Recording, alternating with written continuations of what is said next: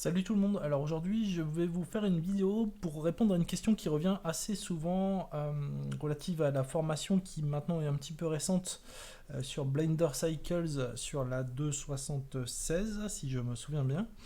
Donc dans cette formation à l'époque je parle d'un MetaShader, le MetaShader de Materem. Ce MetaShader n'est plus disponible sur internet. Voilà, la question c'est comment on fait pour remplacer ce MetaShader. Donc, bon, fondamentalement, depuis cette formation, Cycles n'a pas énormément évolué, si ce n'est justement à ce niveau-là.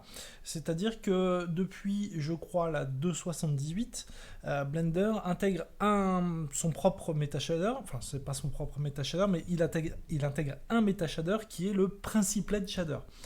Le Principlet Shader, c'est un MetaShader qui a été développé par Disney et qui est compatible avec la plupart des sets de textures PBR.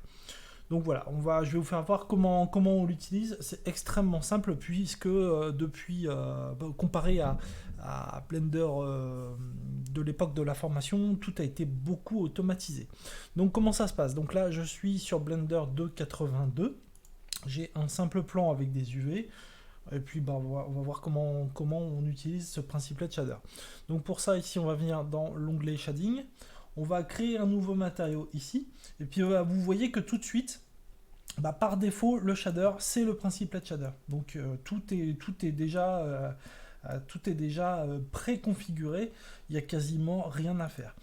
Pour les sets de textures, même chose pour répondre à une question relative à cette formation. Là encore une fois c'est beaucoup plus simple, c'est-à-dire qu'ici on va venir dans les préférences, donc Edit préférences, on va venir ici dans l'onglet Add-on, on va taper Wrangler, donc W-R-A-N-G, il apparaît ici. On va venir activer cet add-on qui est livré par défaut avec Blender mais qui n'est pas activé. Et cet add-on il va permettre de faire quoi? Entre autres, il va permettre de venir ici sélectionner le Principlet Shader, de faire Shift Ctrl T, de venir ici chercher son set de texture PBR. Ok, donc là j'ai un set qui est issu de Substance Painter, un set que j'ai exporté en EXR, on est en 2020, on a de la place sur les disques durs, donc le PNG, le JPEG c'est complètement interdit, en particulier le PNG d'ailleurs. Bon, enfin là je fais un petit aparté.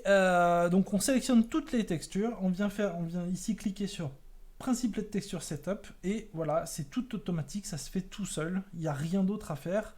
L'add-on détecte tout seul en se basant sur le nom des textures. C'est-à-dire ici, quand on a quelque chose, quand on a un nom qui va contenir base color ou diffuse ou ce genre de choses, il sait qu'il va devoir le plugger ici sur le base color, etc., etc.